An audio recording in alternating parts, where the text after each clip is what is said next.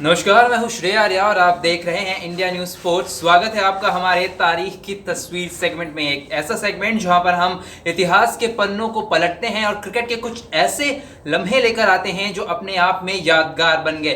तो आज की डेट में सबसे पहली खबर है वो ये कि आज ही के दिन यानी कि 7 जून को 1952 में एक ऐसा वाकया हुआ था जो हमेशा के लिए क्रिकेट के पन्नों में दर्ज हो गया। आज ही के दिन 1952 में विजय हजारे की कप्तानी में भारतीय टीम इंग्लैंड के खिलाफ मैच खेलने उतरी थी हेडिंग्ले के मैदान पर। लेकिन हेडिंग्ले के मैदान पर उस टेस्ट में कुछ ऐसा हुआ जो हमेशा के लिए सबकी यादों में बस गया। हालांकि भारतीय क्रिकेट के लिहाज से वो एक ऐसी चीज है जिसे कोई याद करना नहीं चाहेगा, लेकिन हुआ दरअसल ये था कि हेडिंग्ले टेस्ट में पहली 2 पारियों में भारत की स्थिति बिल्कुल सामान्य थी। दूसरी पारी की शुरुआत करने आई भारतीय बल्लेबाजी महज 14 गेंदों में ही लड़खड़ा गई। अब हुआ दरअसल ये कि उस मैच में डेब्यू कर रहे महज 21 साल के खिलाड़ी फ्रेड ट्रूमैन ने अपनी गेंदों से ऐसी कहर ढाई कि भारतीय बल्लेबाजी का टॉप ऑर्डर बिल्कुल ही बिखर कर रह गया। दूसरी पारी की शुरुआत करने जब भारतीय बल्लेबाजी आई थी तो वह महज 41 रनों से ही पीछे थी। हालात ऐसे थे कि लग रहा था कि भारतीय टीम यहां पर मैच को जीत सकती है, क्योंकि इंग्लैंड से उस दौर में महज 41 रन पीछे होना अपने आप में काफी बड़ी बात थी। अब ये वो दौर था जब विजय हजारे भारतीय टीम का हिस्सा हुआ करते थे, वो भारतीय टीम के कप्तान हुआ करते थे, लेकिन उनके आसपास की बल्लेबाजी उतनी मजबूत नहीं हुआ करती थी जितनी कि इंग्लैंड की टीम की थी। कहीं ना कहीं एक ऐसी सिचुएशन में भारतीय टीम पहुंच पाई थी जहां से वह मैच को जीतती हुई नजर आ रही थी। शुरुआत की 14 गेंदों में ही जिस तरह से फ्रेड ट्रूमैन ने गेंदबाजी की, उसने भारतीय टीम के 4 विकेट गिरा दिए, वो भी महज 0 पर। इसके बाद से भारतीय टीम वह मैच हार गई। अब इतना ही नहीं है कि ट्रूमैन का कहर पहले ही मैच में खत्म हो गया। इसके बाद भी भारतीय टीम ने आगे के 2 मैच खेले जहां पर उन्होंने दोनों ही मैचों में 8-8 विकेट निकाले। दूसरे मैच में 8 विकेट निकालने के बाद तीसरे मैच में भी उन्होंने 31 रन देकर पहली पारी के दौरान 8 विकेट निकाले थे। तो इसीलिए यह खेल हमेशा के लिए विजय हजारे के साथ जुड़ा हुआ रहेगा और भारतीय क्रिकेट के इतिहास में एक काले दिन की तरह जाना जाएगा। बढ़ते अगली खबर की तरफ, जो 1975 में पहले वर्ल्ड कप के दौरान आज ही के दिन आई थी।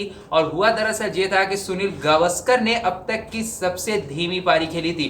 वर्ल्ड कप में इंग्लैंड के खिलाफ इस पारी के दौरान गावस्कर का स्ट्राइक रेट महज 20 का रहा था और उन्होंने इस पारी के दौरान महज 36 रन बनाए थे, वो भी 176 गेंदें खेलने के बाद। यह वर्ल्ड कप का पहला मैच था और भारतीय टीम से उम्मीदें सभी को ना के बराबर थी। भारतीय टीम उन दिनों उतनी मजबूत नहीं हुआ करती थी जितनी आज के समय में है।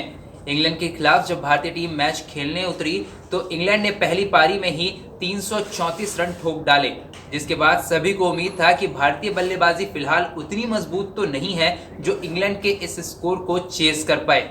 भारतीय बल्लेबाजी के लिए ओपनिंग करने उतरे सुनील गावस्कर शुरुआत से पारी के अंत तक टिके तो जरूर रहे, लेकिन बजाय मैच के उन्होंने इस पूरे खेल को एक नेट प्रैक्टिस की तरह लिया, क्योंकि जिस तरह से उन्होंने 174 गेंदों में महज 36 रन बनाए थे वो अब तक की सबसे धीमी पारियों में से एक है। हालांकि इसके बाद बाकी के मैचों में सुनील गावस्कर ने अच्छी बेहतरीन बल्लेबाजी की और उस वर्ल्ड कप में भारतीय खेमे के लिए सबसे ज्यादा रन बनाने वाले बल्लेबाज बने। तो बढ़ते हैं आज की तारीख में अगली तस्वीर की तरफ, और अगली तस्वीर है शेन बॉन्ड की। आज ही के दिन 1975 में न्यूजीलैंड के तेज गेंदबाज शेन बॉन्ड का जन्म हुआ था। शेन बॉन्ड वह गेंदबाज थे जिन्होंने पहली बार न्यूजीलैंड के खेमे में वो पेस अटैक लाया था जिसे वो लगातार मिस कर रही थी। हुआ दरअसल यह था कि आज ही के दिन शेन बॉन्ड का जन्म हुआ था और 2001 और 2 की सीरीज में डेब्यू भी शेन बॉन्ड ने आज ही के दिन किया था। ऑस्ट्रेलिया के खिलाफ वो डेब्यू उनका काफी यादगार रहा था, जहां वो अपनी तेज तर्रार गेंदों से कहर ढा रहे थे।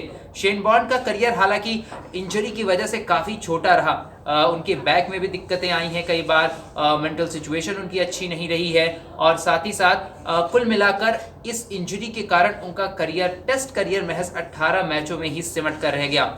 शेन बॉन्ड को 2008 में कॉन्ट्रैक्ट से निकाल दिया गया था न्यूजीलैंड की तरफ से, लेकिन उनके परफॉर्मेंस को देखते हुए एक बार फिर से न्यूजीलैंड के कॉन्ट्रैक्ट में 2009 के दौरान उन्हें शामिल कर लिया गया और उसके बाद मई 2010 तक शेन बॉन्ड ने न्यूजीलैंड की टीम का साथ दिया। इंजरी के कारण उनका क्रिकेट करियर तो छोटा रहा, लेकिन उसके बाद वो बतौर बॉलिंग कोच और मेंटोर तमाम टीमों से जुड़े रहे। वह न्यूजीलैंड की टीम से एक बार फिर बतौर असिस्टेंट बॉलिंग कोच जुड़े थे और 2015 वर्ल्ड कप में भी न्यूजीलैंड की बॉलिंग को निखारने में उनका बहुत बड़ा योगदान था। तो फिलहाल के लिए आज की तारीख की तस्वीर में इतना ही। हमारे चैनल पर नए हैं तो इसे सब्सक्राइब करें और कमेंट सेक्शन में अपना फीडबैक जरूर दें।